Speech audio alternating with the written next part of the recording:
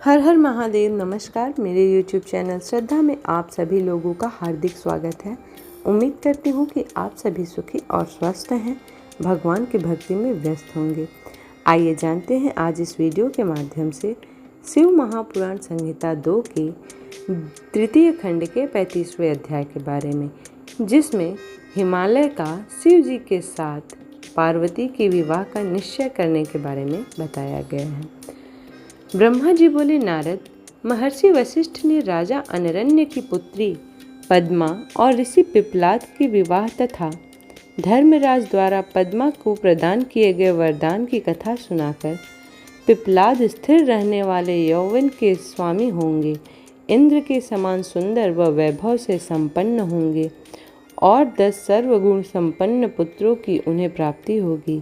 शैलराज हिमालय से कहा कि राजन, मैं आपसे प्रार्थना करता हूँ कि आपके और आपकी पत्नी मैना के मन में जो भी नाराजगी है उसे भूलकर आप अपनी पुत्री पार्वती का विवाह त्रिलोकीनाथ महादेव जी के साथ कर दें। आज से 1 सप्ताह बाद का मुहूर्त, जब रोहिणी नक्षत्र में चंद्रमा अपने पुत्र बुध के साथ लग्न में स्थित होंगे, अत्यंत शुभ है। मार्गशीर्ष माह के सोमवार को लग्न में सभी शुभ ग्रह की दृष्टि होगी। उस समय बृहस्पति भी सौभाग्य के वश में होंगे। ऐसे शुभ मुहूर्त में अपनी पुत्री पार्वती जी का साक्षात, जो कि जगदम्बा का अवतार हैं, उनका पाणी ग्रहण भक्त वत्सल भगवान शिव से कर देने पर आप धन्य समझेंगे। यह कहकर ज्ञान शिरोमणि मुनि वशिष्ठ चुप हो गए।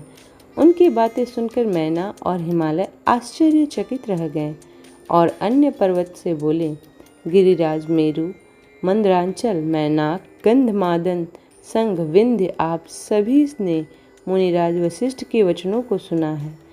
कृपया आप सब मुझे यह बताइए कि इन परिस्थितियों में मुझे क्या करना चाहिए। आप सभी इस संबंध में मुझे अपने विचार अवगत कराइए। शैलराज हिमालय के कहे इन वचनों को सुनकर सभी पर्वतों ने आपस में विचार विमर्श किया और बोले, हे गिरिराज हिमालय, इस समय ज़्यादा सोच विचार करने से कुछ नहीं होगा। अच्छा यही है कि हम सप्त ऋषियों द्वारा कही गई बात को मानकर देवी पार्वती का विवाह शिव जी के साथ कर दें, क्योंकि वास्तव में पार्वती का जन्म ही देवताओं के कार्य को पूरा करने के लिए हुआ है। अतः हमें शीघ्र ही उनकी अमानत उनके हाथों में सौंपकर अपनी जिम्मेदारियों से मुक्त हो जाना चाहिए। तब सुमेरु तथा अन्य पर्वतों की बात सुनकर हिमालय प्रसन्न हुए और देवी पार्वती भी मन ही मन मुस्कुराने लगी। देवी अरुंधति ने भी विविध प्रकार की कथाओं को सुनाकर पार्वती की माता मैना को समझाने का प्रयत्न किया। मैना जब समझ गई तो बहुत प्रसन्न हुई और उन्होंने सभी को उत्तम भोजन कराया। उनके मन का सारा संदेह और भय दूर हो गया।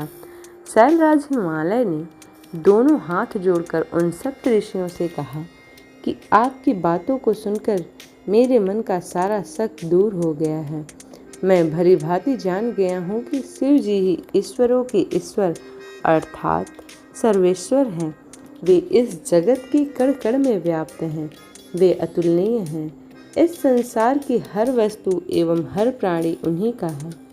यह कहकर हिमालय ने अपनी पुत्री पार्वती का हाथ पकड़कर उसे सप्त ऋषियों के पास खड़ा कर दिया और बोले कि आज से मेरी पुत्री शिव जी की अमानत है। वे जब चाहें यहाँ आकर इन्हें ले जा सकते हैं। ऋषिगण शैलराज की बातें सुनकर प्रसन्न हुए और बोले, भगवान शिव जी आपकी पुत्री को स्वयं मांगकर आपको सौभाग्य प्रदान कर रहे हैं। यह कहकर वे ऋषिगण पार्वती को आशीर्वाद देने लगे और बोले, देवी, आपका कल्याण हो तथा आपके गुणों में निरंतर वृद्धि हो। आप शिव जी की अर्धांगिनी बनकर उनका जीवन सुखमय से भर दें। सप्त ऋषियों ने सुविचार करके 4 दिनों के बाद का शुभ मुहूर्त विवाह के लिए निकाला। तब शैलराज हिमालय और देवी मैना से आज्ञा लेकर वे सप्त ऋषि देवी अरुंधति सहित वहां से भगवान शिव के पास चले गए।